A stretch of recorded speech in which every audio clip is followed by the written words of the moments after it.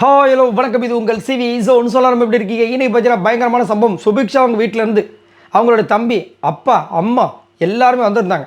வந்து அவங்க நிறைய விஷயங்கள் பேசுனாங்க. ரொம்ப தங்கமானவங்க, ரொம்ப கஷ்டப்படுற ஃபேமிலி. அந்த பொண்ணு இன்னும் நல்லா வந்திருக்கலாம். பட் ஸ்டார்டிங்கில் இருந்து அந்த ஃபோர்ஸ் அப்படியே கம்மியாகி ஒரு ஒரு கேங்குள்ளே மாட்டிக்கிட்டு ஒன்றுமே தெரியாமல் போயிடுச்சு. அந்த பொண்ணு கடைசியில் பீட் பாக்ஸே போயிடுச்சு. அதுதான் ரொம்ப வருத்தமாக இருக்குது. ஏன்னா ஸ்டார்டிங் அந்த காயின் டாஸ்கில் ஒரு விஷயம் பண்ணியிருப்பாங்க. அது ஒரு பாசிட்டிவாவோ நெகட்டிவாவோ ஏதோ ஒன்று தெரிய ஆரம்பிச்சிது. ஆனால் அதுக்கப்புறம் ஒன்றுமே இல்லாமல் போயிடுச்சு. ரைட். இப்போ வந்துட்டு அந்த தம்பியும் அவங்க அம்மா அவங்க அப்பாவும் பேசின விஷயங்கள் தான் ஒன்று நல்லா தெரியுது. இந்த வாரம் எவிக்ஷனில் கண்டிப்பாக சுபிக்ஷா போக போகிறாங்கன்றதை அவங்களே கன்ஃபார்ம் பண்ணிட்டாங்க. அதனால தான் லாஸ்ட்டாக வந்திருக்காங்க. இல்லைன்னா அவங்க முன்னாடியே வந்திருக்க வேண்டிய ஆட்கள். ஏன்னா அவங்க ஊர் தூத்துக்குடியா, அங்கேருந்து இங்கே வரணும்.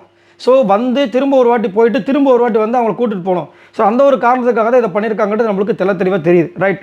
இப்போ என்னென்னா, சாண்ட்ரா அந்த நகை டாஸ்கில் வந்துட்டு அவங்க சேரில் உட்காரும்போது சுபிக்ஷா உட்காந்துருப்பாங்க. அப்போ வந்து இவங்க மேலே உட்காந்து ஒன்று பண்ணியிருப்பாங்களே, இவங்க கூட வந்துட்டு அது வந்து கஷ்டமாக இருக்குன்னு அழுதுருப்பாங்களே. நீ ஏன் அழுவுறேன்னு கேட்குற தம்பி, கோவம் வரும்ல, நீ ஏன் அழுத, அடிச்சிருக்க வந்தேன்னுட்டு. ஓ அடிக்கூடாதா?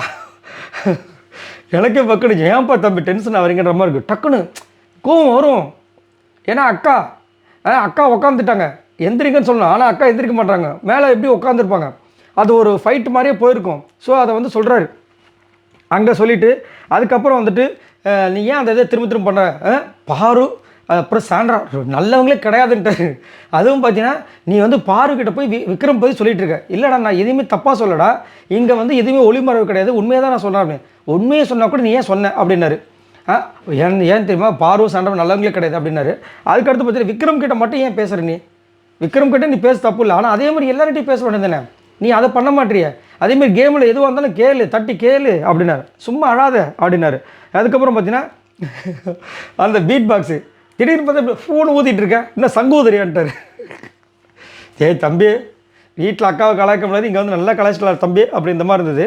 ஆனால் அந்த பாண்டிங் எனக்கு ரொம்ப பிடிச்சது. அது முடிச்சுட்டு சுபிக்ஷா வந்து வீட்டுக்குள்ளே கூப்பிட்டு போனாங்க. கூப்பிட்டு போயிட்டு எல்லோரும் நல்லா பேசினாங்க. அம்மா நான் இந்த பக்கம் உட்காரமான்னு சொன்னாங்க. உட்காந்தாங்க. அப்படியே மடியில் படுத்து அழ ஆரம்பிச்சிட்டாங்க. இல்லை, அந்த அம்மா மடியில் படுத்து அழுகிற விஷயங்கள் இருக்குது பாருங்கள். அந்த அந்த இடத்துல படுத்து அழுதாதான் நம்மளை யாரும் வந்துட்டு அந்த சிரிப்பை, அந்த அழுகையை வச்சு நம்மளை காயப்படுத்த மாட்டாங்க. அந்த அழுகையை வச்சு கலாய்க்க மாட்டாங்க. அந்த அழுகையை வச்சு நம்மளை குத்த மாட்டாங்க. ஏன்னா அந்த மாதிரி இடம் அது அம்மா மடின்றது. அதுதான் சான்ஸே இல்லை. அப்புறமா அழுதாங்க. அதுக்கப்புறம் அப்பா வந்துட்டு ஆறுதல் சொன்னார்.